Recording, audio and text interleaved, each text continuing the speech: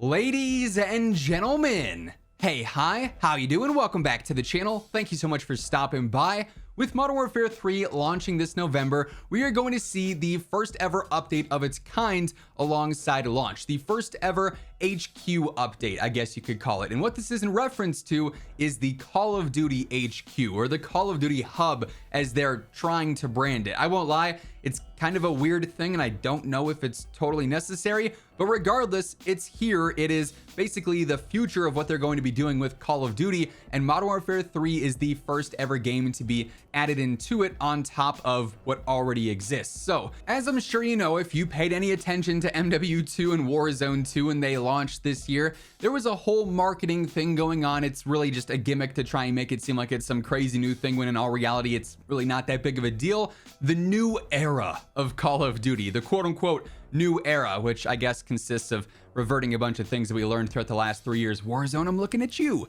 But anyways, I digress. The new era of Call of Duty basically introduced this, stepping stone for the future of the upcoming Call of Duty titles. We're talking MW3, but we're also talking beyond that as well, into Call of Duty 2024 with Treyarch's next title, whatever Black Ops installment that's going to be. And even beyond that, into COD 2025 with either Infinity Ward or Sledgehammer's next full game as well. And with this new era, we've got the Call of Duty HQ.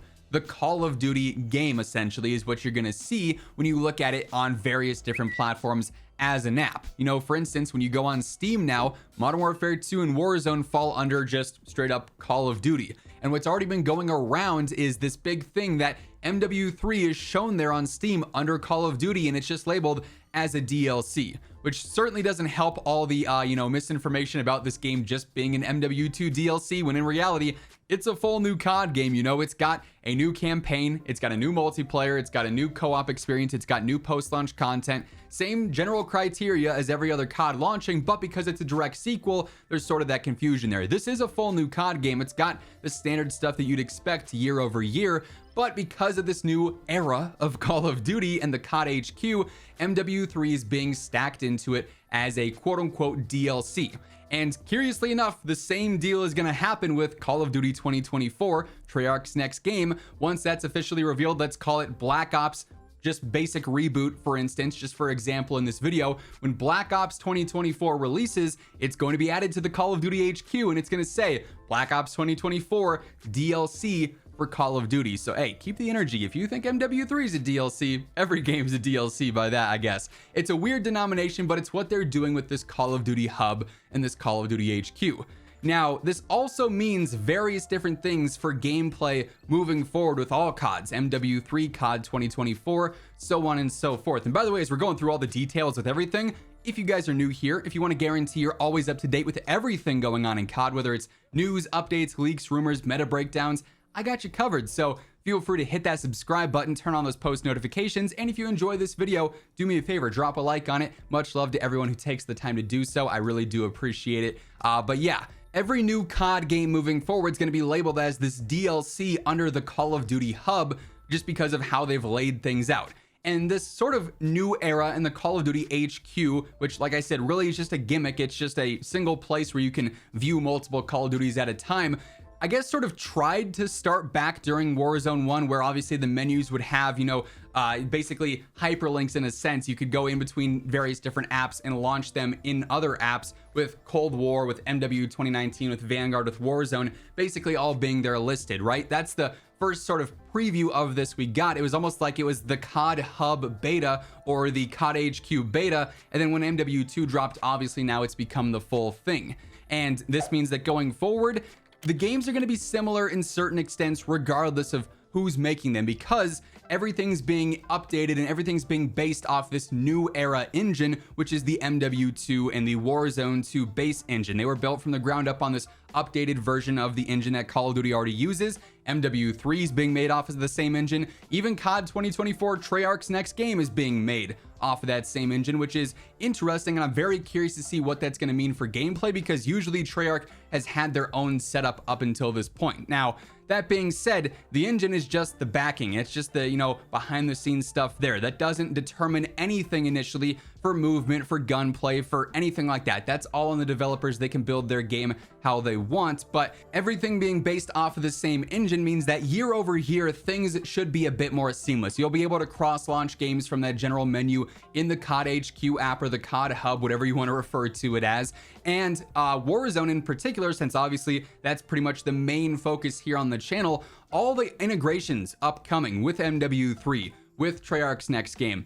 Beyond that, even for however long this iteration of Warzone is going to last, things should be a whole lot more seamless than what we had before in Warzone 1, where the Cold War integration happened and things were crazy broken. All the weapons didn't work as intended. The attachments were all busted, obviously. That's because you're taking all this stuff from one engine and throwing it into the next and hoping that it just works right away. Same deal with Vanguard. Even though that was an upgraded version of the MW 2019 engine, there were still conflicts there. But now, everything being based out of this new era engine, the COD HQ engine, it should make things more seamless. The keyword there is should. We all know a new update is going to cause problems in some way, shape, or form. It's just a question of how extreme are the problems going to be, how quickly will they be resolved, right? A downside of this, though, while it is ideally going to make things smoother for us as a player base moving forward, it's not all perfect and flawless. A downside is that, you know, a lot of things like the HUDs and whatnot probably going to be similar going forward as well, because they have to tie into the HQ setup that they've got going on. It's very Hulu-like or Netflix-like or Disney Plus-like, obviously, the menu system in MW2 and Warzone. I personally am not a fan. It's been criticized all year long, and we know that I believe the UI creators for it were actually from a Hulu, and that's why it's got this sort of flack all year long saying, you know, this looks like I'm trying to browse, you know, for TV shows and not for game modes in a COD title.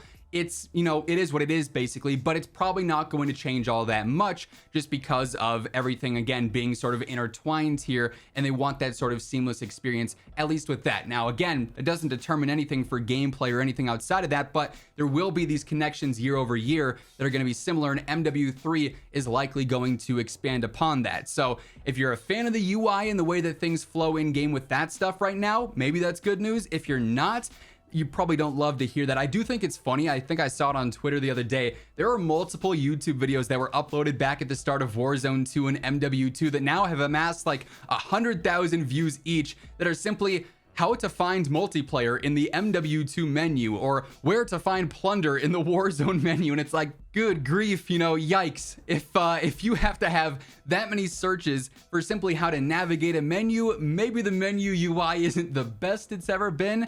But like I said, it's possible this is something we see continue just because of the HQ and the hub type style that they're going after with this quote unquote new era. So there are some good things with this. There are some awkward things with this. There are some takeaways that are not always positive with this, but it is where we're at now in Call of Duty and how they're going to approach at least the next couple of years. Now, we have no idea how long this era of COD is going to last. Will it be, you know, at the end of this dev cycle, once we have a title from Infinity Ward, Sledge, and Treyarch all out? Is it going to be like a 3-year thing, a 4-year thing, where every 3 or 4 years there's another new era of COD and it introduces all sorts of other new quirky things? Obviously, only time is going to tell there, but MW3 is going to be the first installment in the HQ updates and the new era updates. And with that, it should be interesting to see how it plays out. In theory, it should be a much smoother transition from game to game and from integration to integration.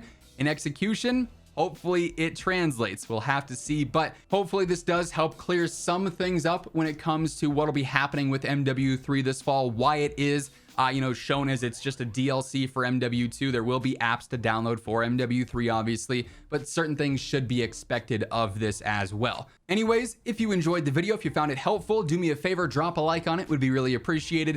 And if you're new here, you want to guarantee we're always up to date with all things going on in COD, be sure to hit that subscribe button on your way out. But once again, thank you so much for tuning in, and until next time, take it easy, have an awesome rest of your day, and I will catch you guys later. Peace out.